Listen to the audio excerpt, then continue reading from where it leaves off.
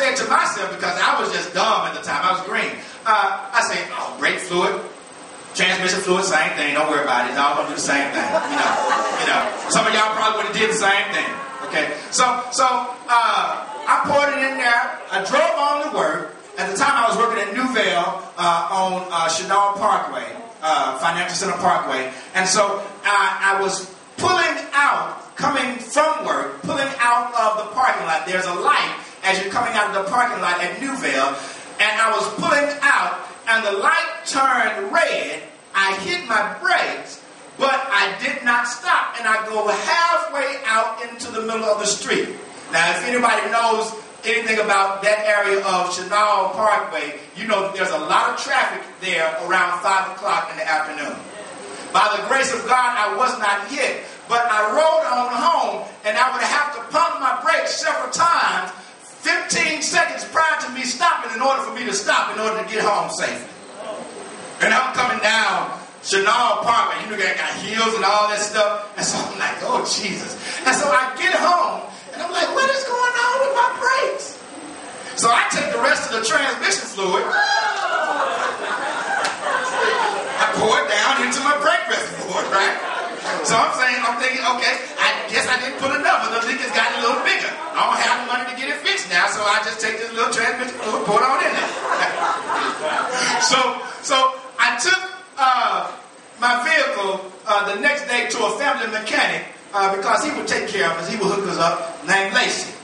So I took the vehicle to Lacey, and Lacey looked at it, and he said, man, what's going on with it? He said, what did you put in here? I said, oh, the other day I accidentally put some transmission fluid in there. He said, oh, man, you messed up. I said, Lacey, what are you talking about? It's all the same, right? He said, no. He said, because your brake system is made primarily out of rubber. I'm like, what? Whatever. What are you talking about? He said, okay, let me explain to you. He said, your brake system is made primarily out of rubber. And transmission fluid is oil, petroleum based. And oil and petroleum eats up rubber. He said, so you haven't just messed up your brakes, you have messed up the entire brake system. Now, the brake fluid only costs about $2. By the time it was all done, I now had to pay approximately $400 to get my entire brake system fixed in the Festiva.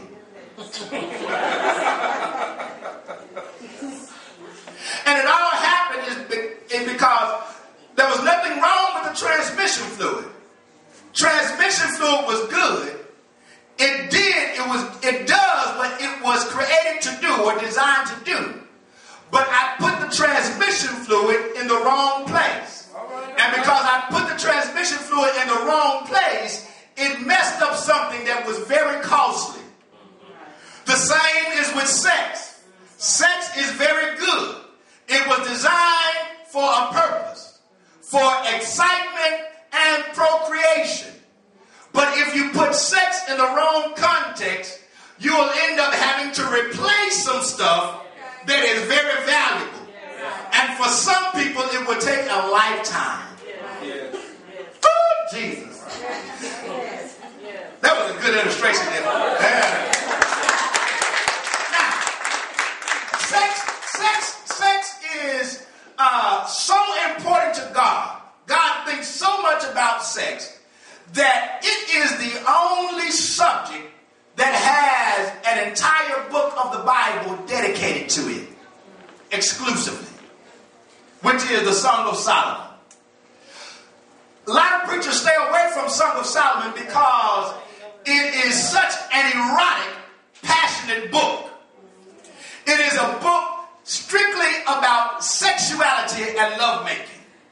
And a lot of preachers stay away from it because they're scared. But I ain't never scared. I'm going to talk about this thing. All right?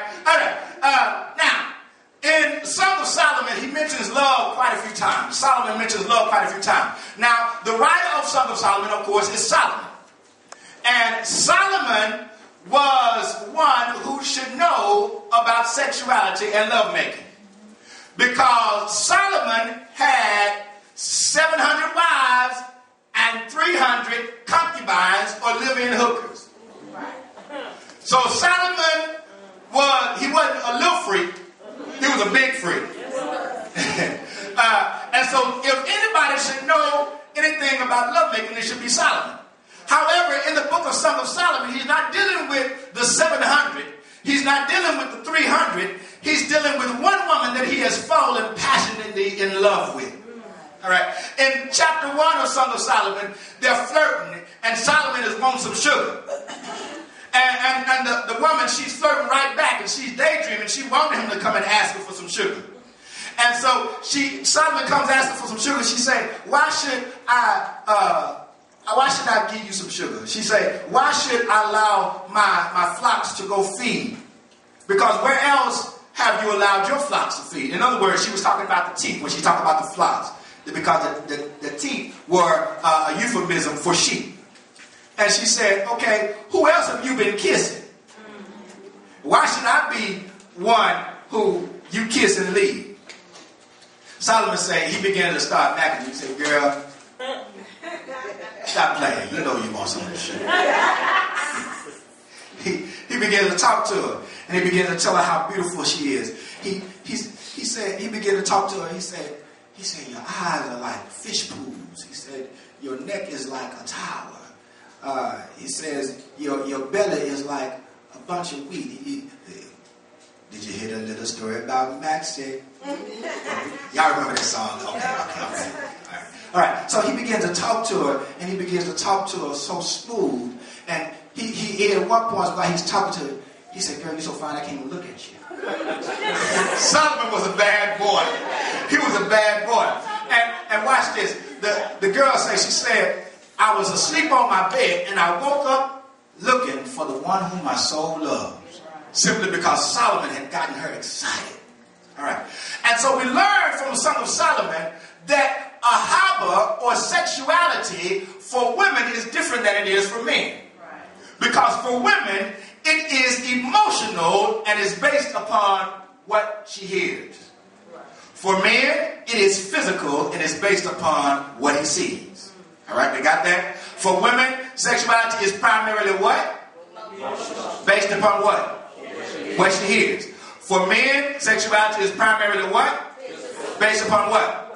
What he sees. All right? And then when those two things begin to escalate, then touch is involved. And when touch takes place, there really is no point of return.